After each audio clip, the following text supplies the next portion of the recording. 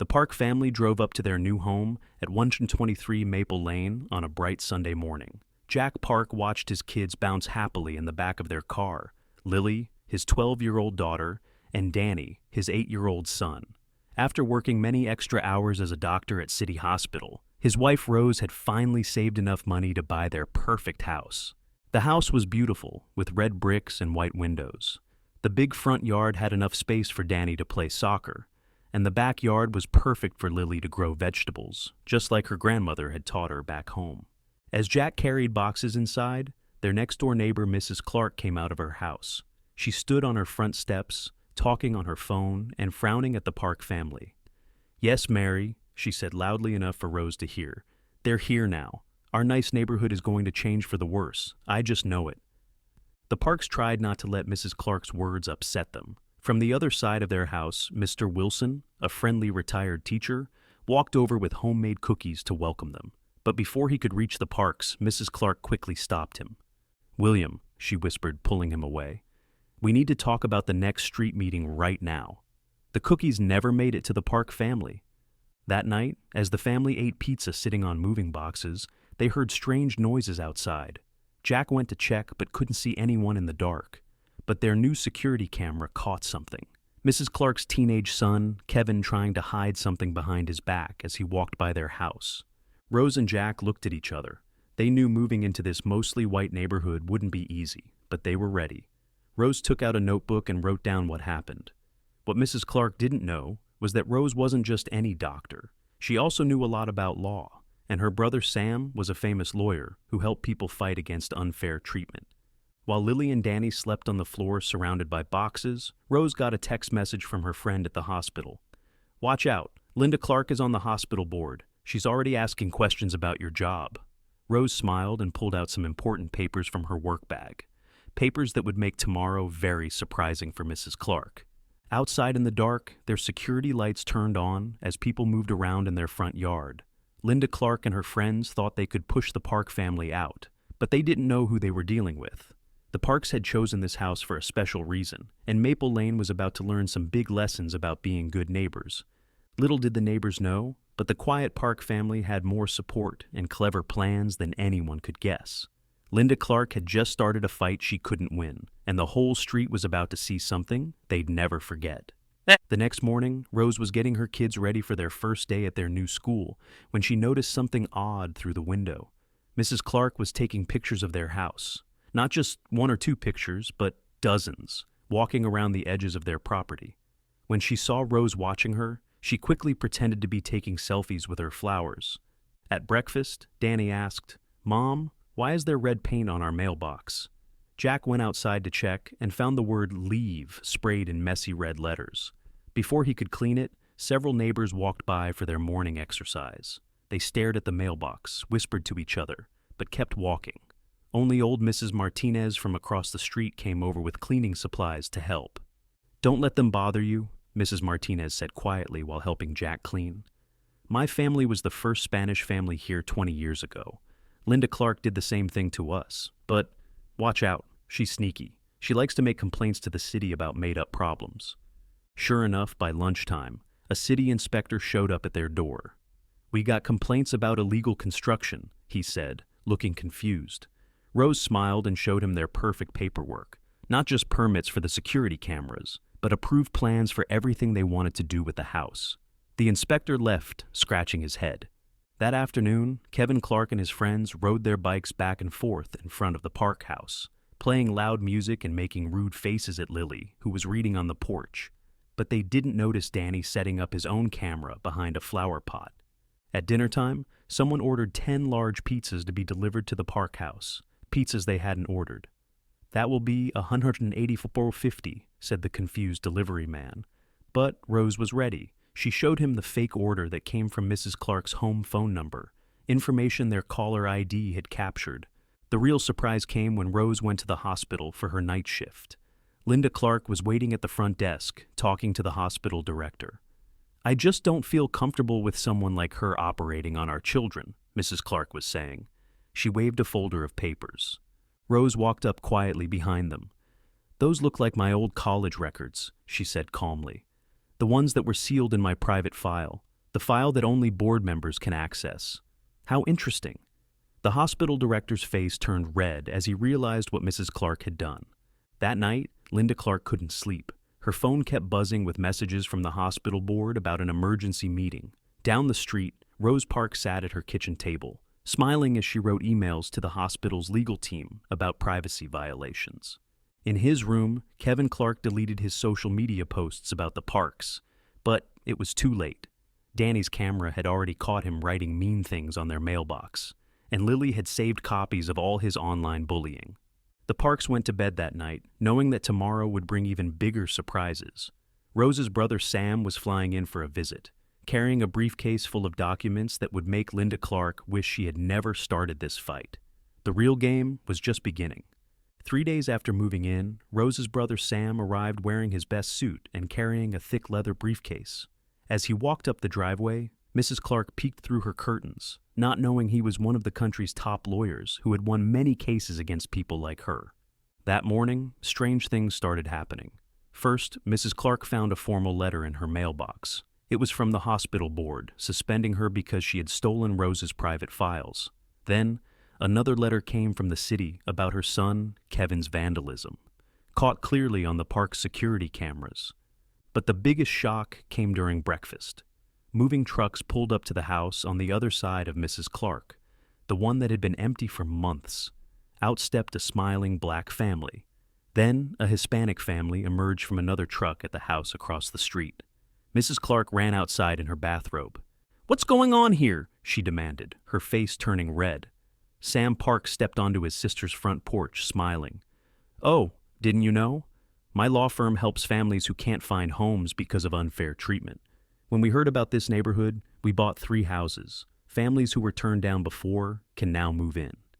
Mrs. Clark ran to call her friends on the neighborhood committee, but more surprises waited. Her friend Mary wouldn't answer the phone. Neither would anyone else. They had all gotten letters showing how Mrs. Clark had been breaking housing laws for years, keeping families of different backgrounds out of Maple Lane. Kevin tried to delete more evidence from his phone, but Danny had already shared copies of everything with his Uncle Sam. The mean social media posts, the pictures of Kevin vandalizing their property, and the fake pizza orders. It was all documented. At lunchtime, TV news vans started arriving on Maple Lane. Someone had tipped them off about a big story of discrimination. Mrs. Clark watched in horror as Mrs. Martinez gave an interview about 20 years of unfair treatment.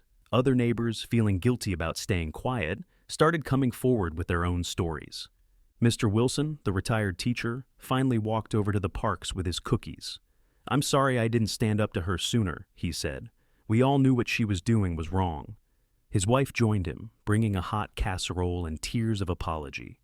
The Parks' front yard became filled with neighbors, bringing food and welcome gifts.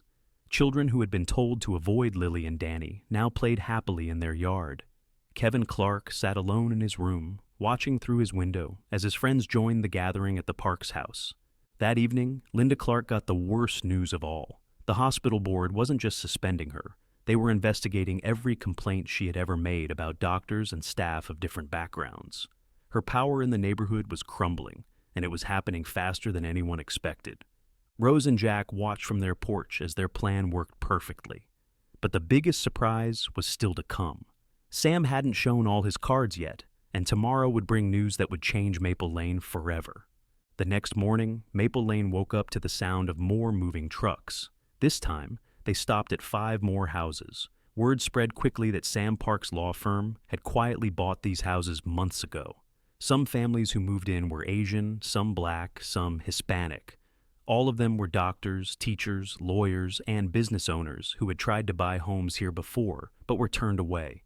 Linda Clark couldn't believe her eyes when she saw her best friend Mary helping one of the new families move in. "Mary, what are you doing?" she shouted from her driveway. Mary looked at her sadly and said, "Linda, my daughter married a wonderful Korean man last year. The one you said couldn't come to our neighborhood parties. I'm done following your rules."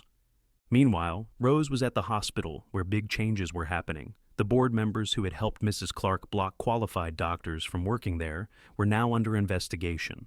Many doctors who had been unfairly turned away were being invited back with better positions. Kevin Clark's troubles were getting worse. His friends' parents had found out about his bullying and banned him from their homes. The private school he attended sent a letter saying they were reviewing his behavior. The security camera video of him vandalizing the park's property had been shared with the school principal. By lunchtime, news reporters covered the whole street. They revealed how Sam Park had spent 6 months planning this day. He had tracked every time Mrs. Clark and her friends blocked families from buying homes or getting jobs at the hospital. He had collected statements from real estate agents who were told not to show houses to certain families. Everything was documented. The biggest surprise came when Mr. Wilson stepped up to the news cameras. "I have something to confess," he said. "As a retired teacher, I've watched Linda Clark bully families for years. But what nobody knows is that I've been recording every neighborhood meeting for the past 5 years, including when she planned ways to keep families out." He handed the recordings to Sam Park. That afternoon, moving trucks appeared at Mrs. Clark's house. But these were different. Linda Clark was moving out. The pressure from the hospital investigation, the news stories, and her neighbors turning against her was too much. Her husband, embarrassed by everything, had already left for his sister's house. As the Clarks loaded their things, Rose noticed Kevin standing alone, watching the new kids play soccer in the park's yard. She walked over to him. "You know," she said kindly, "everyone deserves a second chance. Danny's having a birthday party next week. You're welcome to come if you'd like to start fresh." Kevin looked surprised, then ashamed. "Why are you being nice to me after what I did?" he asked. Rose smiled and said, "Because changing people's hearts works better than making them leave. That's the difference between you and your mother. You can still learn and grow." The day ended with an unexpected neighborhood party in the park's backyard.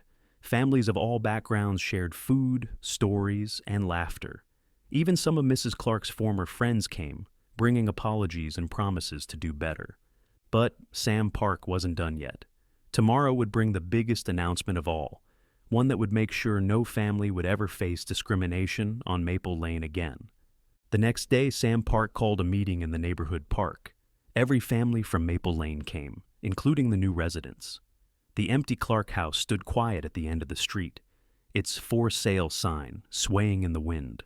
Sam stood up and revealed his biggest surprise yet. "Today," he announced, "I'm turning over ownership of all the houses my firm bought to a new neighborhood trust."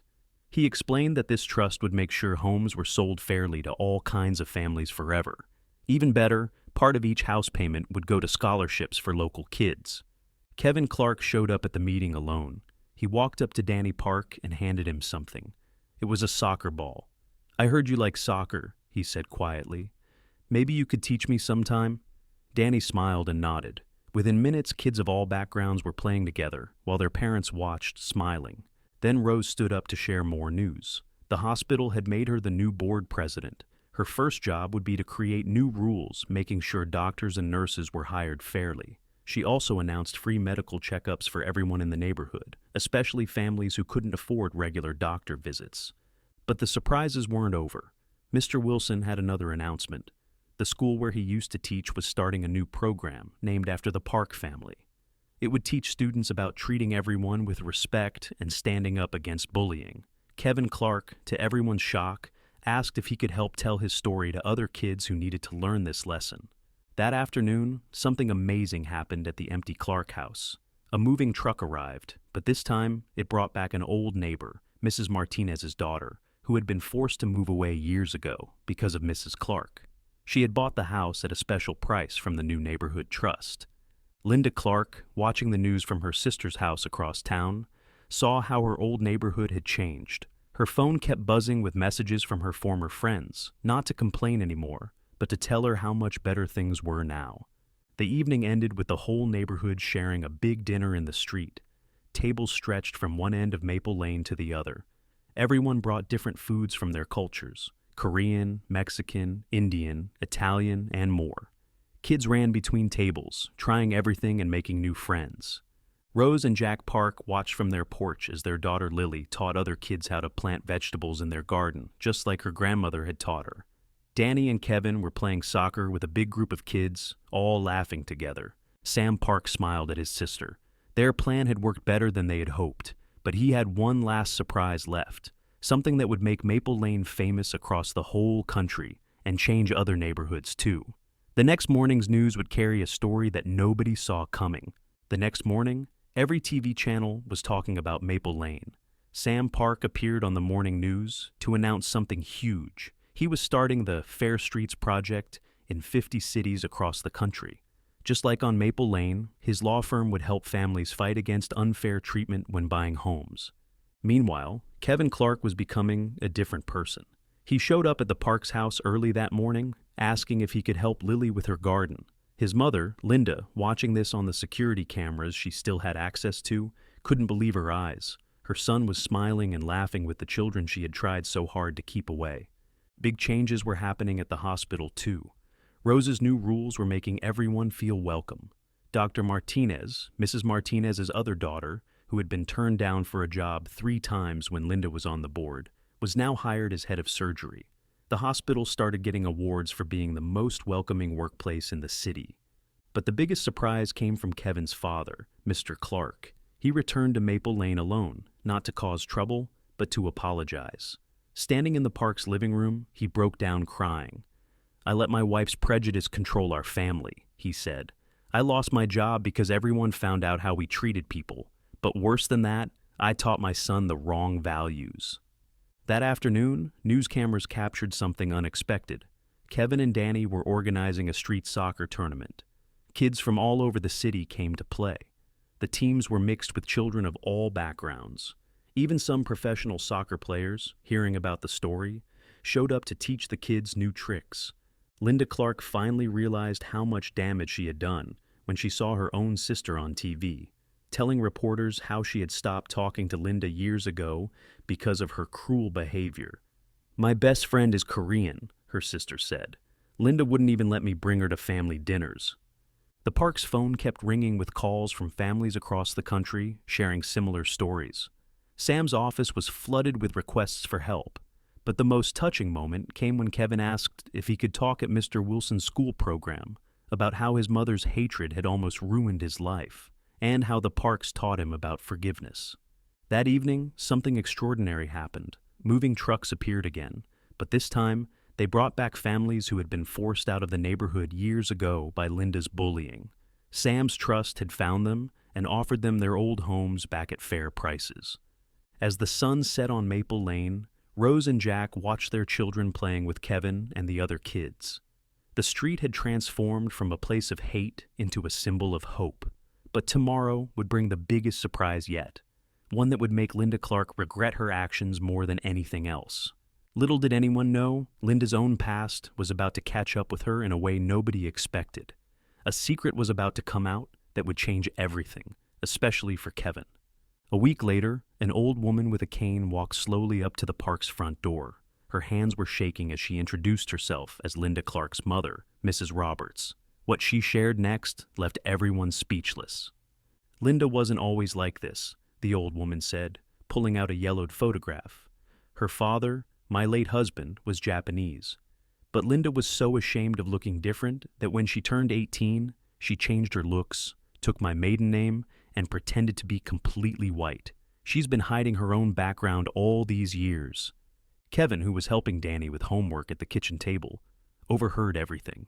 His face went pale. All this time, he had Asian heritage himself. He ran out of the house, confused and angry, finally understanding why his mother never let him meet his grandfather or talk about her childhood. The news spread quickly through Maple Lane. Linda's closest friends were shocked. All those years of her racist behavior were really just her fighting against herself.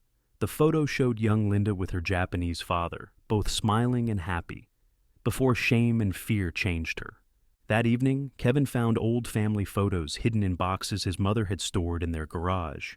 Pictures of his grandfather at Japanese festivals, family gatherings with Asian relatives, and even little Linda wearing a beautiful kimono. He brought these photos to the Parks house, tears in his eyes. "I don't know who I am anymore," Kevin told Rose. She hugged him and said something that changed his life. "You're someone who can help others learn from your family's mistake. Your story shows how hate hurts everyone, even the people spreading it." The next day, Linda watched on social media as Kevin posted all the old family photos, writing a long message about discovering his true heritage. Her carefully built fake world was falling apart. Her own son was proudly claiming the identity she had rejected. Mrs. Roberts moved into the neighborhood, taking a small house next to the parks.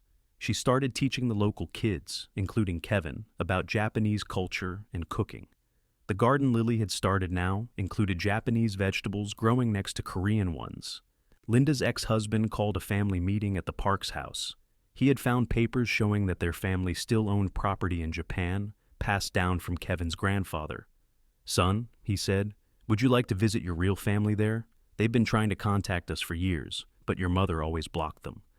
The biggest surprise came when the hospital discovered that Linda's father had actually helped start their first Asian medical program 40 years ago. The same program she had later tried to shut down as a board member. The hospital decided to rename it in honor of Kevin's grandfather. That night, as Kevin looked through more old photos with the Park family, his phone buzzed. It was a message from his mother. For the first time in her life, Linda Clark wrote the words, "I'm sorry," not just to her son, but to herself. But tomorrow would bring an even bigger twist. Linda's story was about to take an unexpected turn that nobody saw coming, especially when someone from her past showed up at Maple Lane with news that would change everything again. The following morning, a taxi stopped at Maple Lane. An elderly Japanese man in a wheelchair, accompanied by a nurse, came to the Parks house. He was Dr. Takeshi Tanaka, Linda's father's best friend and a famous doctor from Japan. He had seen Kevin's social media posts about discovering his Japanese heritage. "I have come to tell you the real story," Dr. Tanaka said, his voice soft but clear.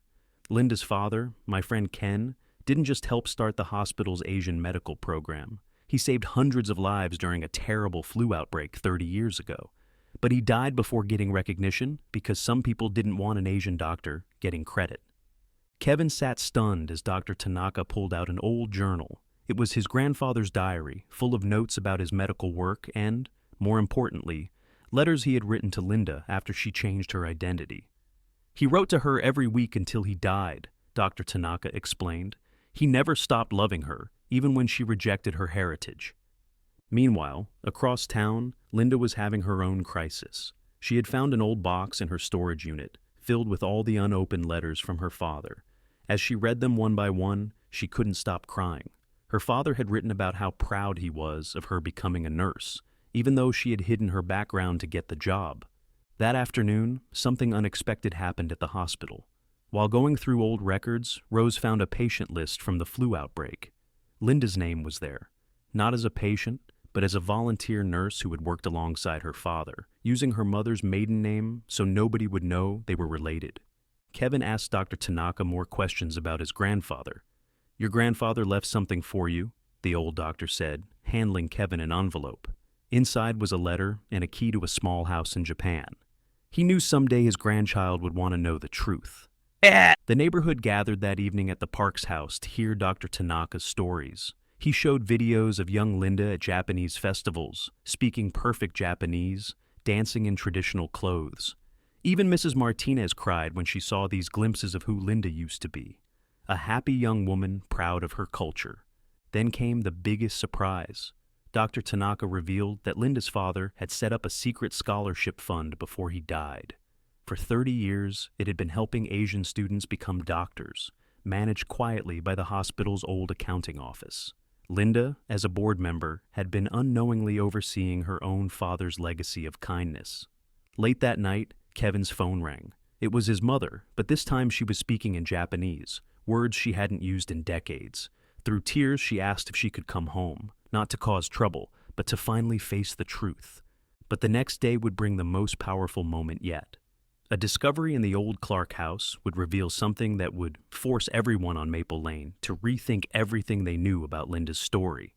The next morning, while cleaning out the old Clark house, Kevin found something hidden behind a loose brick in the basement wall. It was a dusty metal box containing his mother's old diary from 30 years ago. What he read inside changed everything. The diary revealed that Linda had actually been a civil rights activist in college. She had organized protests for equal rights and even fell in love with a Korean student named David Kim. But then something terrible happened. David was attacked by racist students and the college covered it up. Linda, young and scared, changed her whole life after that, hiding her Asian identity to feel safe. Rose read the diary entries about the hospital too. Linda had started fighting against Asian doctors not out of hate, but from a twisted desire to protect them from what happened to David. In her confused mind, keeping them away meant keeping them safe. Her own fear had turned into something ugly that hurt others.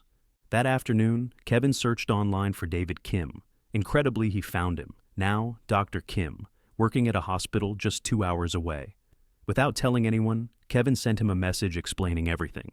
To everyone's surprise, Dr. Kim replied right away. He had never forgotten Linda and had always wondered what happened to her. Meanwhile, Linda was staying at her sister's house, finally sharing her real story. She showed her sister a hidden tattoo on her ankle, Japanese characters spelling courage, which she got with David before everything went wrong. For 30 years, she had covered it with makeup every day. The next surprise came when Mr. Clark found an unsent letter in their old bedroom. It was written by Linda just last year, addressed to her father's old hospital in Japan. She had tried to reconnect, but couldn't send it, too ashamed of what she had become. The letter was tear-stained and full of regret. That evening, the Parks hosted another neighborhood dinner. Dr. Tanaka shared more old videos, including one that shocked everyone. Young Linda giving a powerful speech at a civil rights rally, standing proudly next to David Kim. The Linda in the video was nothing like the angry woman who had tried to drive the Parks away. But the biggest moment came when Kevin checked his email. Dr. Kim had sent him something extraordinary, letters that Linda had written to him after the attack, before she disappeared. They showed how a scared young woman's attempt to protect herself went terribly wrong, turning into decades of denial and discrimination. As everyone at the dinner watched the old videos and read the letters, they began to understand. Linda's story wasn't just about racism. It was about fear, trauma, and how pain can make people hurt others when they're really trying to hide from themselves. Late that night, Kevin got another message. Dr. Kim wanted to visit Maple Lane, but he wasn't coming alone. He had important news about Linda's father that would shock everyone, especially Linda herself.